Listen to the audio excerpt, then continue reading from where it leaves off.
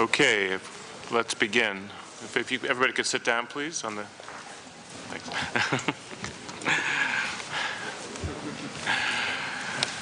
Good morning, ladies and gentlemen.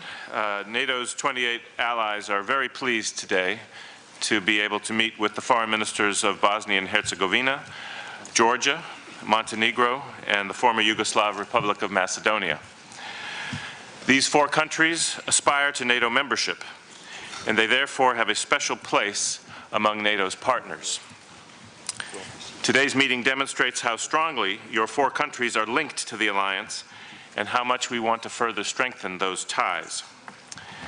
We share a set of common values, we serve side by side in NATO operations, and we work together on a daily basis to prepare your countries for future membership of our alliance. So today's meeting offers an excellent opportunity to have an exchange of views on the main summit agenda issues. Allies look forward to hearing the perspective of the four aspirant countries on the key challenges facing allies and partners today and the role that our key partners can play. I'd like to now give the floor to Secretary of State Clinton for a few introductory remarks as the host country. Thank you very much, Deputy Secretary General Vershbow, for chairing today's meeting of the North Atlantic Council.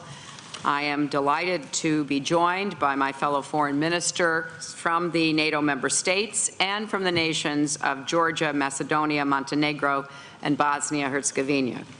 And let me again welcome you to Chicago, which happens also to be my birthplace and one of America's great cities. We're meeting today to reaffirm our commitment to NATO's open door policy. The possibility of NATO membership has proven to be a powerful motivation for countries to implement difficult but necessary reforms, resolve internal differences as well as differences with their neighbors, and contribute to security operations that benefit themselves and all of us.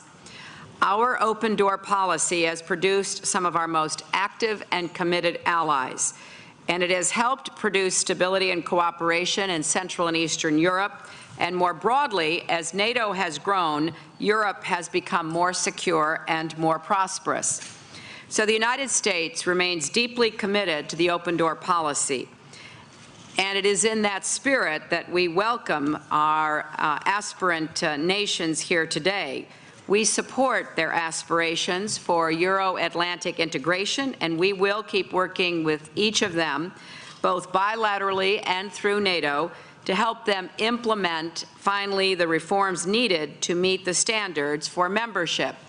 As I said yesterday, I believe this summit should be the last summit that is not an enlargement summit. To speak just briefly about each aspirant, Georgia will become the largest non-NATO contributor to the ISAF mission in Afghanistan this fall, and we are very grateful for its contributions.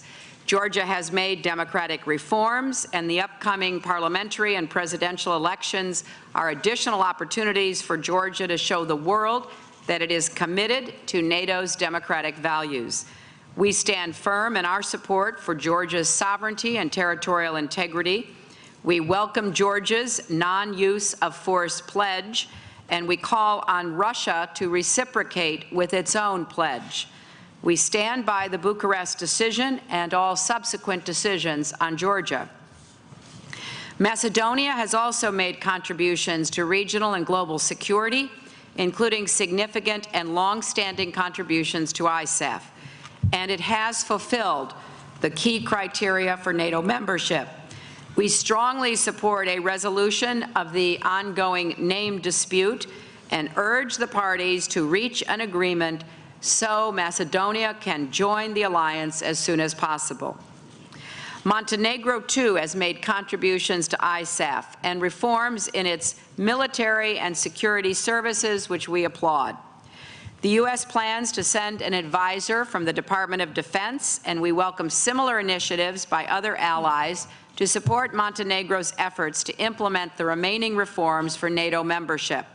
Support for NATO membership is growing among the Montenegrin people, and we encourage efforts to continue increasing public awareness and understanding.